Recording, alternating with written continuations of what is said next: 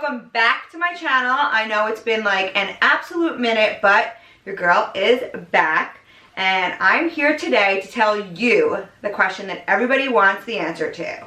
How I got on MTV. So grab yourself a drink. I'm using my Lash cup. Shout out to Crystal.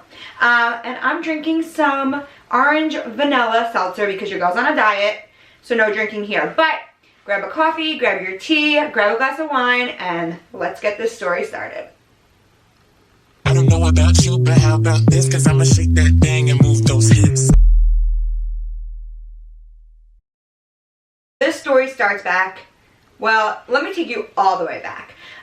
Growing up in high school, I always knew I was going to be on reality TV. It wasn't a dream, it was my goal. Like, I knew that I was born for it. I knew I was meant to be on a big screen. I loved being in front of a camera, and that was pretty much my goal. So throughout college, as I was pursuing my degree and becoming a teacher, every night I'd come home and I would be up at like 2 in the morning applying to real world ads on Buttermurray, on Lighthearted, on MTV.com, just applying to any casting call I could find.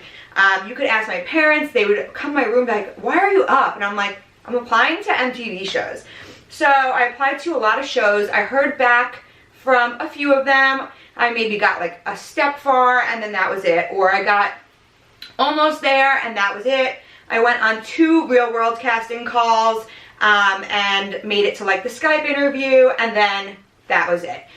So I was just like applying. If you want something, you can manifest it. I am telling you. Now, fast forward, the year is 2018. I'm a college admissions counselor and I work in Midtown Manhattan, and I'm sitting on the train on the way back to Long Island, and I get a text message from a random number. And it's like, hi, you know, my name is, and I'm a producer. We're casting for this new show. I found your stuff, you know, throughout their database. Here's the application, like, would you be interested? And I'm on the train and I'm like, yeah, sure, of course. So I take the whole train ride, I fill it out on my phone, I press submit. I don't really think anything of it because nothing has come from any of the other ones, but I know that I'm sure as hell going to shoot my shot. So fast forward, we go through some Skypes, a lot of filling out forms and blah, blah, blah, questionnaires and, you know, all types of personality questions, family questions, and I get I think it was a phone call or an email, I have no idea, but I get contacted and they say, we want you to come to New York City and we want you to like film a little reel. So I'll never forget, it was the day of SantaCon. I was going to the city anyway to go out like with my friends in SantaCon, and my best friend lived in the city, so it was kind of perfect. So I wake up really early in the morning, I get ready, I pick out my shirt. It was like a red shirt with bell sleeves, I'll never forget, because you had to wear like bright colors. And I go to Penn Station, type in this address, and I show up at this like apartment building by myself to meet these producers who I've never met in real life. Although I have done some research based on their names because, you know, it's 2018, I gotta do my homework, make sure I'm not getting like catfished. And I could tell it's legit, so I go by myself. So when I get there, they bring me up to like an apartment. I don't know if they were like renting the apartment or it was empty. I think they were just like using it. And there is a green screen set up and a camera.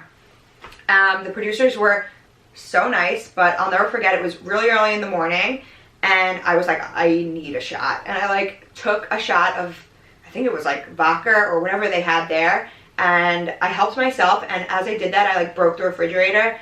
I was like sweating, I was like mortified, but I was like, all right, you got this. So basically I stood in front of a green screen with a camera rolling on a tripod, just like I'm doing right now, and they asked me questions and I answered them on camera. I really didn't know what to expect. I was just my complete self, and that was the end of it. We, you know, shook hands and I went on my merry way to get drunk at SantaCon. So preceding that, I got a few phone calls here and there just asking me like random things every now and then something really awesome happened. I get a phone call and or email and they're like, hey, we want to fly you out to LA for like the final rounds of casting. And I die. I literally die. So I fly all the way out to LA. I do my casting. And this is the first time I've ever been to LA. It was the first time I ever did a casting like this. I didn't know what to expect. It was insane. So here's the breakdown. They book you a flight, you hop on the flight, you get to the airport, and you get a text message, tells you who to look for. The guy, production assistant, whoever it was, helps me, gets my bags with me. They have like a headset on. It's super like, oh my God, what's happening? Like it's just super, not sketchy because you know they're legit, obviously, like I did my research, but it's nerve-wracking. Like I'm with this guy, he's got a headset on, and you know, they're saying like, oh, we're hot with B-lashes, whatever. So I have a full face of makeup on because I don't know what to expect. Like, am I gonna film something when I get there? Who am I gonna meet? What's gonna happen? Whatever. So we pull up at the hotel, somebody comes to the car, they wait until, you know, there's no other people being casted around to bring me in.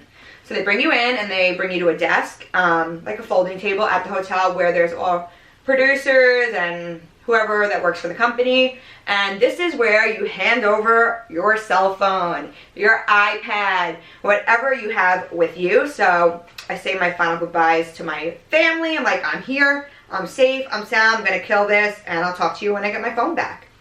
Then they bring you up to your hotel room and you don't get a key. So this is the first time I ever stayed in a hotel room without having a key. So they keep the keys obviously for like safety reasons, and because you're not allowed to see or talk to anybody else, that's just how it goes. So you are stuck in this room until people come and visit you and bring you food, breakfast, lunch, dinner, anything, and you do have a television, so thank God for that. I brought a book with me because I had watched 1,000 YouTubes and I knew what to expect. Like, I have literally watched every single YouTube video on YouTube that says how I got on reality TV or what to expect or real world auditions. I've watched them all. So like, I was ready. At night, somebody comes in and helps me pick out your outfit for your interviews the next day. So you take a few pictures, they send it to whoever up in wherever of what to wear. Typically they want, you know, something that's very you, but they want like bright colors, bold colors, colors that look good on camera, but something that represents you. So I picked out my outfit. I remember I was wearing a neon orange, like off the shoulder crop top with those disco shorts from American Apparel. I think a rhinestone belt and big hoops and coral lipstick, if I remember. So people do come in and out of your room, you know, to kind of fill you in and tell you what's going to happen, so you're not like too alone. So they tell you your time for the morning and they give you a wake-up call. I go to bed, blah, blah, blah. Wake up, I eat breakfast that they brought me, I think it was like McDonald's. I do my hair, my makeup, and I'm ready to go, just sitting in my room, so anxious, waiting for my call time. So then they come and they grab you. This is when you like, heart sinks, okay? They grab you. Oh, and while this is all happening, like in the hallways, they have people that work for them, making sure you're not like looking out your door, opening your door, leaving the room. Like, you can get disqualified for doing that. Everything's really confidential. They don't want you to see other castmates. They don't want you to see potential castmates. Everything's just really on lock. So you're in that room on lockdown. So they bring you up to a green screen room. But before you get into that room, they take you to a prep room. So it's basically a hotel room where a few producers are, and you get to eat if you want, and you get to drink if you want. So it's like super early in the morning, but this is a type of nerves that you've never experienced before. And for me, knowing that this is like all I wanted, I was even more nervous, but at the same time, very confident. So took a few shots of like Fireball. They, you know, do not force this whatsoever. They actually told me like, hey, you're good, like stop. You had enough. And I was like, okay, fine. So I got to the hotel room in my outfit of choice, and they were like, actually, can you put your swimsuit on? And I was like, oh my God. So I went into green screen for the first time ever in a bathing suit. So you get into another hotel room. It's a tiny little hotel room with a green screen. Nothing else in there except for like a camera, a producer, and I believe the mic man. So the mic man, that's not their like title, but I always call them mic men, and they always are like, we're not mic men, but sorry mic men, I love you all. Anyway, they put a mic on you. They like put it through your bra. I'm like sweating. You're sitting on like a little stool. The lights in this green room are so strong, and there's no air conditioning on because the blowing would create noise in the microphone. So it's hot. And I'll never forget, on one of my green screens, I covered myself in body glitter, and they were like, can you go in the bathroom and wipe that off? Anything reflective like highlighter, body glitter for the camera is a big no-no. But I was like, oh, I'm just being me, like body glitter everywhere. So I was like frantically patting it off. So just as you might have seen online, if you ever looked at like old casting videos, I held up like a little sign that said my first, my last name. I think it said where I was from and my age. In my bathing suit now, and I'm like, hi, my name's B Lashes. I'm 27 years old, and I'm from Long Island, New York. And they made me dance in my bathing suit. I don't know what I did, but I danced. Then I quickly, there's a bathroom in this room because it's a hotel room, change into my next outfit, and from there it is questions, and they do prep you like before you go in. They give you an idea of like what type of questions and all of this stuff. This show, I'm not going to say too much about what show it was at the time, but this show was a show that I fit very well, and I was very confident in the questions and what I was going to be asked, so it wasn't, you know, too difficult for me. I kill the green screen. I get released. I get brought back to the airport, and I fly my pretty little butt home, and I'm like, oh my God, I got this in the bag. Like, you know when you just like go on a job interview and you're like, I nailed it. Like, of course I got this. I was that confident, okay? I was next level confident that I scored a spot on this show. So a couple months go by and nothing. And what I do know from, again, watching all these videos is that television takes a long time. Things are slow. Things happen. So, you know, I'm just like patiently waiting. I think I sent an email or two, like, hey, any updates? Now, it's 2019, okay? And I've heard nothing. So, at this point, I'm like, all right, well, there goes my hopes and dreams. Like, I was pretty sure that was it, but you know what? I'm going to keep pushing. I'm going to keep applying. I'm going to keep going. So I go back to my 9-to-5er, working in the city, but still always looking for casting calls. So it's about, I think it's, I don't know the exact dates, but it's over a year later, and it's right around Thanksgiving, and I get a phone call from a LA number. And whenever you see an LA number and you're doing castings, you answer the phone. So I answer the phone, and it's a producer. And I'm like, hello? And they're like, hi, you know, is this B Lashes? And I'm like, yeah, who's this? And they tell me who it is, and I'm like, oh, that name sounds really familiar. And I'm thinking, but nothing really registers. And, you know, they begin to tell me that the show that I originally casted for over a year ago, obviously, is not filming, but they have a dating show, and they wanted to know if I was interested in doing that. My immediate thought was, oh, crap. I'm not the best at dating, nor do I think I could win a dating show just because I'm more of a let's not fight over guys type gal. Let's let the guy, you know, be the man and pick who he wants to date, which is clearly what I did. But yeah, and at this time, I got this phone call around November. In October, I had just taken a new job that was amazing, and I loved the people I worked with. So I was faced with one of the hardest decisions I ever had to make at this point, and it was, do I even try to pursue this? Like, I just landed this new job, blah, blah, blah. So I decide, you know what, let me just go on the casting call and see what happens. So I fly back out to LA to do the whole thing over again. The green screen, the take away your phones, the paperwork, you name it. It all happened again. This is a different show, and this was going to be different questions, different outfits, different everything. So I did it, and I was, again, definitely confident because I'm confident in who I am, and I just feel like I was meant to be on your screen or your iPhone or computer. So yeah, I flew home, and this is where things get crazy. Like I said, things in TV land are slow. I'm talking like the sloths in Zootopia slow.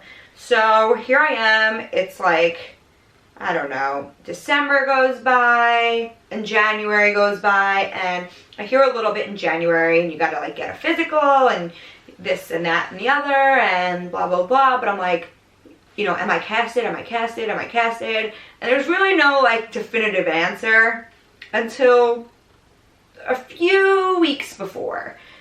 So at that point, and I say a few, it was probably like 2 weeks before I had to leave. At that point, I had to make the decision of, am I going to quit this amazing job that I have, that I worked so hard to get, with people I actually adored and bosses I loved, and give up everything I went to school for, which was being an English teacher, being a school counselor. I went to school for a lot of years. I have a master's degree.